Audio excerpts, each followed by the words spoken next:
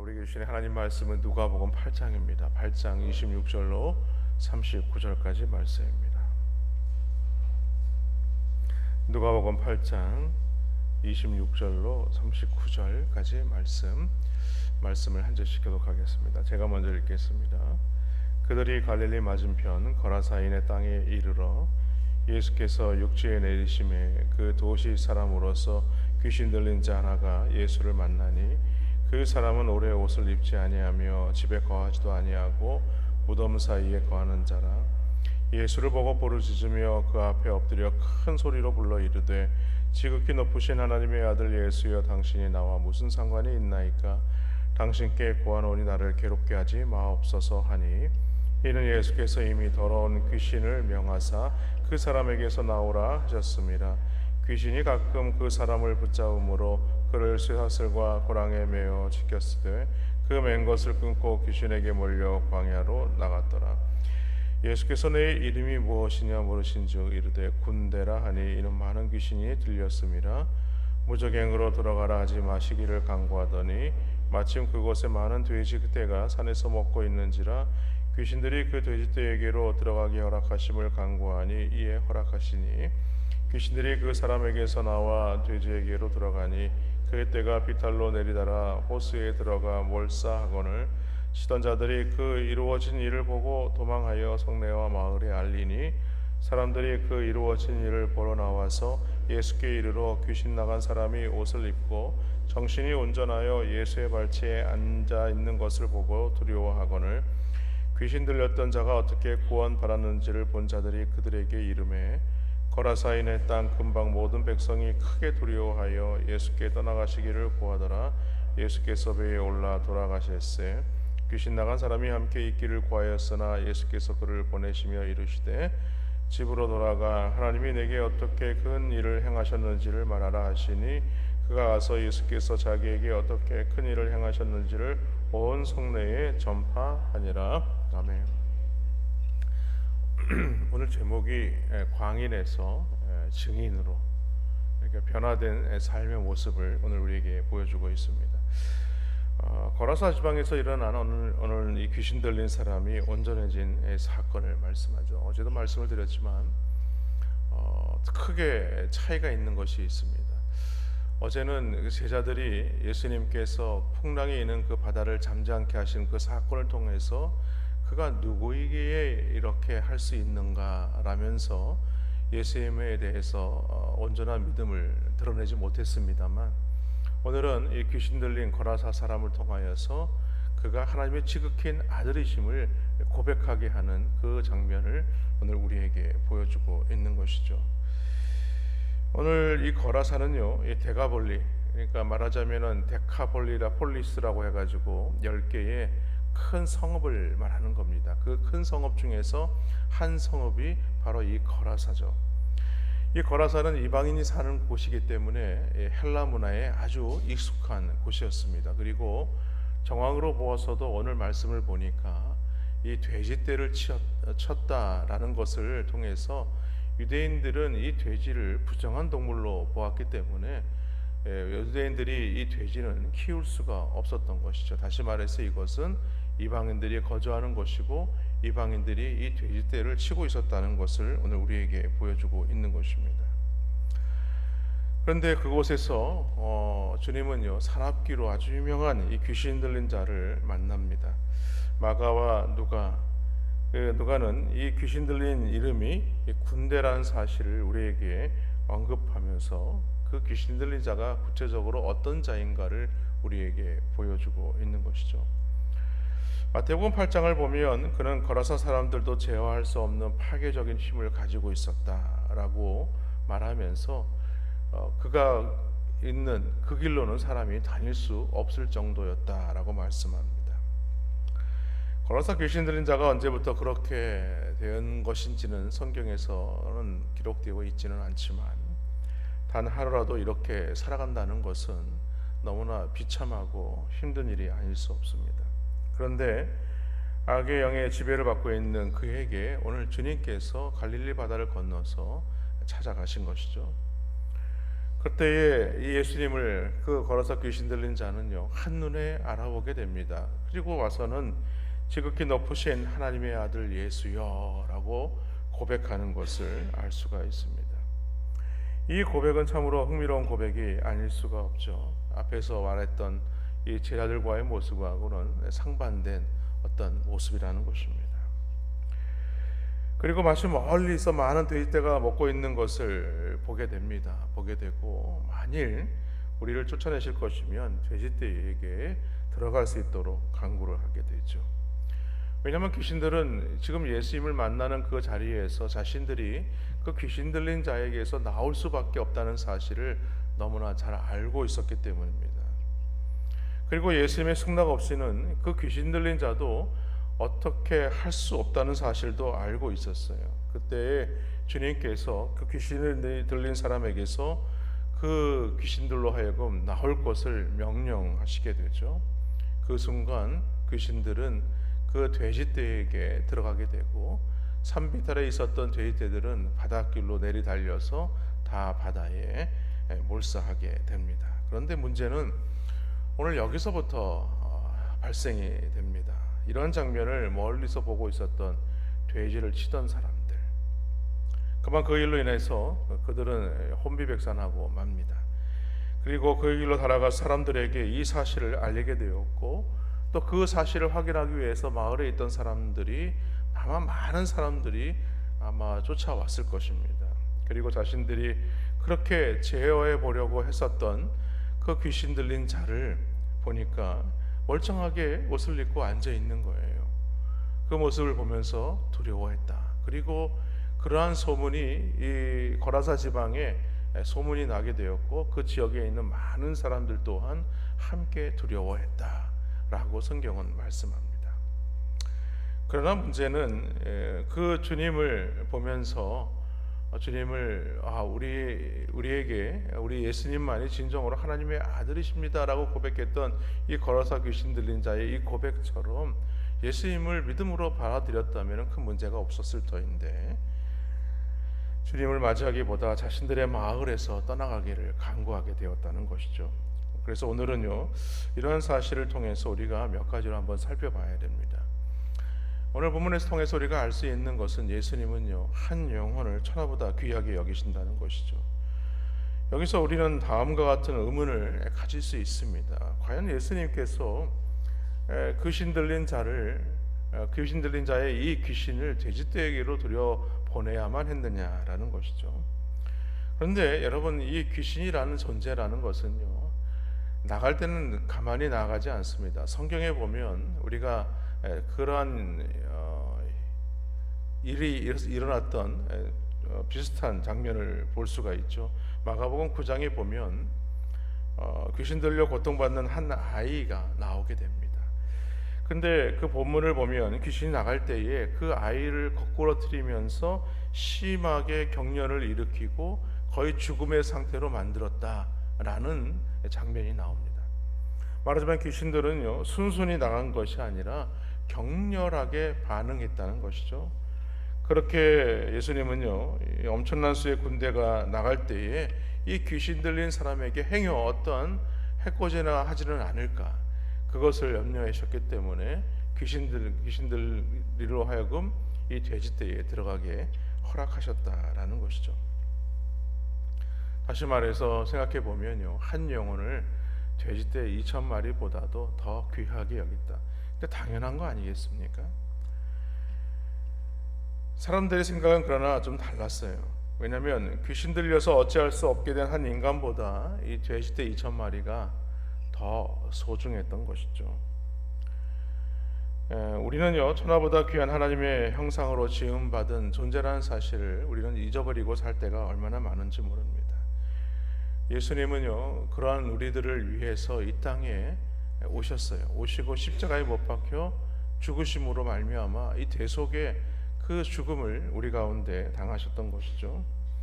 한 영혼을 찾기 위해서 모든 희생을 마다하지 않는 그 예수님의 모습을 오늘 우리 가운데 보여주고 있는 것입니다. 그런데 우리는 늘 말씀을 대하면서도 그런 의문을 가지게 됩니다. 한 영혼 귀하게 여기보다 돼지떼 2,000마리 그것을 우리가 더 소중하게 여기며 거기에 매어 살지는 않느냐는 거예요. 그러면 우리가 하나님을 따르는 하나님의 제자가 되고 백성이 되기 위해서는요, 우리가 이 땅의 것을 포기하며 살 수 있어야 하는 것입니다. 사실 거라사 귀신 들린 자의 이 치유의 사건을 보면서 우리는 이 거라사 지방에 있는 사람들에게 하나님의 은혜가 임하는 아주 좋은 기회였습니다. 그럼에도 그 사람들은요, 주님께서 자신들의 마을에서 떠나기를 강구했다라고 지금 말하고 있습니다. 말하자면 하나님의 은혜를 하나님의 은혜를 경험할 아주 중요한 시간들을, 중요한 순간들을 스스로 차버리고 만 것이죠. 왜냐하면 주님으로 말미암아서 자신들이 가지고 있었던 이 기득권 또는 자신들의 소유, 그 모든 것들을 더 많이 잃지는 않을까, 거기에 염려하게 된 것입니다. 다시 말해서 그들은 그리스도로 인해서 하늘의 은혜를 받는 것보다 그것으로 인하여서 땅 위의 경제적인 손실을 더 입게 되지는 않을까, 그런 어떤 두려움에 빠진 거예요. 그렇습니다. 그들은요, 땅 위의 것에 집착한 나머지 하늘의 축복을 저버리고 만 것이죠. 여기서 보듯이 땅의 것을 포기하지 않고서는 우리가 하늘의 은혜를 경험할 수 없다. 하늘의 은혜, 여러분, 하늘의 은혜를 우리가 경험하고 하나님의 놀라운 축복을 경험하기 위해서는요, 땅 위의 것에 너무 우리가 매어 있으면 안 됩니다. 이 땅을 살아가는 동안에 땅 위의 것들 필요합니다. 그러나 하나님보다 우리가 마치 한 영혼보다 돼지 2,000마리를 더 소중하게 여기며 살지는 않느냐는 겁니다. 그렇습니다. 우리가 그리스도를 영접하고 예수님의 제자가 된다는 것은요, 땅 위의 것을 포기하여야만, 우리가 그런 결단이 있어야만 하나님의 은혜를 체험하는 삶을 살게 되는 것입니다. 그 중에 우리가 잘 알고 있는 마태복음 19장에 보면 부자 청년의 이야기가 나오지 않습니까? 부자 청년은 주님께 무슨 선한 일을 하여야 영생을 얻을 수 있습니까? 그랬더니 예수님께서 계명을 지켜야 돼. 그랬더니 이 부자 청년은 제가 계명을 열심히 지켰습니다 라고 대답을 하게 되죠. 그때 예수님께서 하신 말씀이 있어요. 마태복음 19장 21절 말씀에 보니까 너가 온전하고자 할진대 가서 너의 소유를 팔아 가난한 자들에게 주라. 그리하면 하늘에서 보화가 내게 있으리라. 그리고 와서 나를 따르라. 이렇게 말씀하세요. 그러니까 소유를 팔아서 가난한 자들에게 주라 라고 예수님께서 말씀하셨을 때에 이 부자 청년은요, 근심하며 예수님을 떠날 수밖에 없었다. 왜? 그는요, 재물이 너무 많았기 때문에 그래요. 자신이 가장 소중하게 여겼던 것, 그것은요, 자신이 영생을 얻는 것보다도 더 소중하게 여긴 그 재물에 있었던 것입니다. 사실 부자 청년은 영성에 관심이 있었어요. 우리가 신앙생활하면서 은혜, 믿음의 축복, 관심이 있습니다. 그러나 오늘 우리가 하나님 앞에 우리의 가진 모든 것들을 포기하면서까지 우리 주님을 더 소중하게 여기며 살아가고 있느냐라는 것입니다. 그런 질문이 나에게 주어졌을 때, 우리에게 주어졌을 때 우리는 과연 그 모든 것들을 포기할 수 있느냐는 거예요.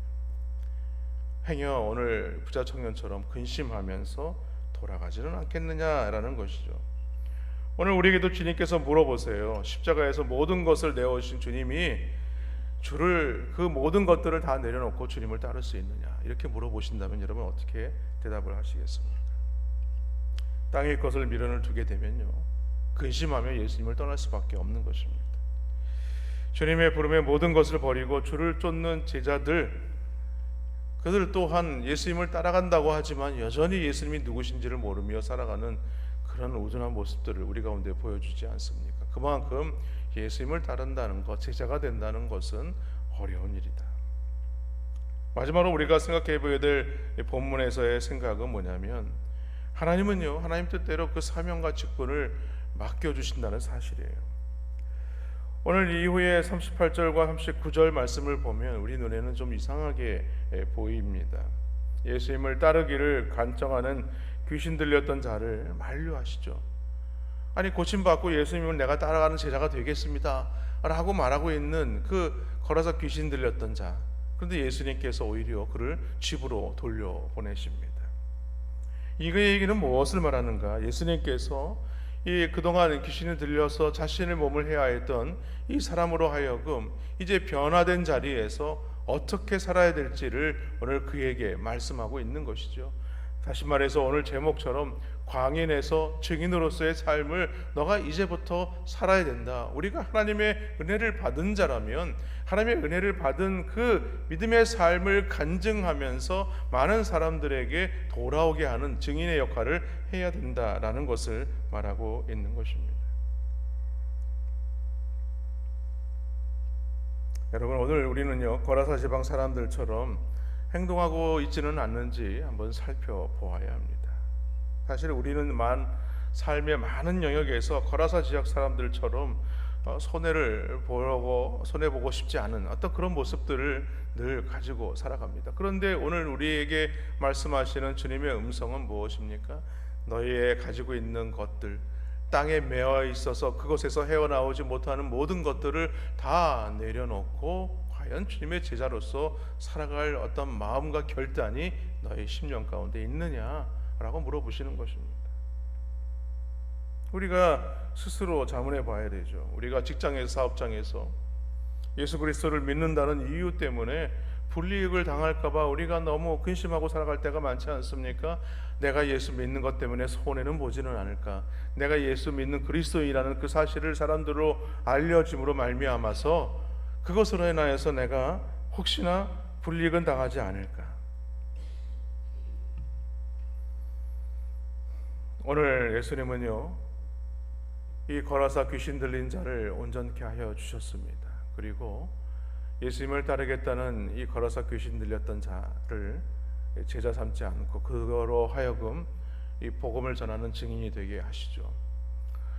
사실 이 거라사 귀신 들린 자를 예수님의 제자로 받아들이지 않고 복음을 전하는 증인으로서의 사명을 감당케 하신 그 이유 중에 하나가 무엇이냐면 그곳이 바로 유대인들이 거하고 있는 지역이 아니었습니다. 그것은요 예수님에 대한 이 복음을 들을 수 있는 기회가 전혀 없는 그런 불모지와 같은 곳이에요. 그런 이방인의 땅에 예수님께서 오늘 이 거라사 귀신 들렸던 자를 고치시고 그로 하여금 그곳에 있는 많은 자들로 하여금 예수님을 구주로 영접케 하기 위해서 그를 증인으로 파송하고 있는 것입니다. 그러나 오늘 우리에게 더 중요한 메시지가 있다면 한 영혼을 천하보다 귀히 여기시는 그 주님의 마음입니다. 여러분, 사람들의 생각은요 여전히 이 땅에 있는 것에 매어 살아갑니다. 그 귀신 들렸던 자를 바라보면서 우리 예수님이 진정으로 참 구주가 되시는구나 라는 고백보다는 이제 우리가 가지고 있었던 돼지떼 2,000마리를 잃었다는 그런 아쉬움들, 그리고 예수님을 우리가 모시게 되면 이후에 내가 가지고 있는 모든 것들을 행여나 잃지는 않을까라는 어떤 그런 근심에 빠지고 마는 것입니다. 여러분, 우리에게 중요한 것은요 우리의 영혼입니다. 여러분, 아무리 많은 것을 우리가 가지고 있다고 할지라도 우리의 영혼이 구원받지 못하는 자리에 서게 된다면 그것이 무엇이 중요한 것이겠습니까? 오늘 우리가 믿음으로 살아가는 주의 제자의 삶을 살려면요 결단하는 모습이 있어야 됩니다. 어떤 결단이요? 이 땅에 있는 것을 포기하는 결단입니다. 그 결단을 통하여서 하나님 앞에 믿음으로 헌신할 때 우리는 진정한 제자가 될 수가 있고 진정한 증인의 삶을 살아갈 수가 있게 되는 것입니다. 우리가 이 땅에 있는 것에 매워서 결단을 하지 못하니까 우리는 늘 거기서 딜레마에 빠지는 거예요. 이 땅의 것에 매여 살면서 예수님은 믿어야겠고 예수님은 믿어야 하겠지만 이 땅에 매여 있는 것 때문에 힘들어하고, 그래서 늘 우리는 그 가운데에서 어찌할 줄 모르고 살아갈 때가 많다는 것이죠. 그러나 우리 주님은요 우리에게 결단을 요구하세요. 너희가 이 땅에 매여 있는 것에 붙잡혀 있을 것인가, 아니면 주님을 따르는 제자의 삶을 살아갈 것인가. 오늘 주님은 우리에게 요청하고 있습니다. 하나님의 말씀을 통하여서 단지 거라사 귀신 들린 자가 고침을 받았다, 우리 예수님은 그런 위대하신 분이다 라고만 우리가 받아들이는 것이 아니라 우리 또한 하나님 앞에 이 말씀을 통하여서 우리가 어떻게 살아야 될지를 결단할 수 있는 귀한 은혜가 있기를 주님의 이름으로 간절히 축원합니다.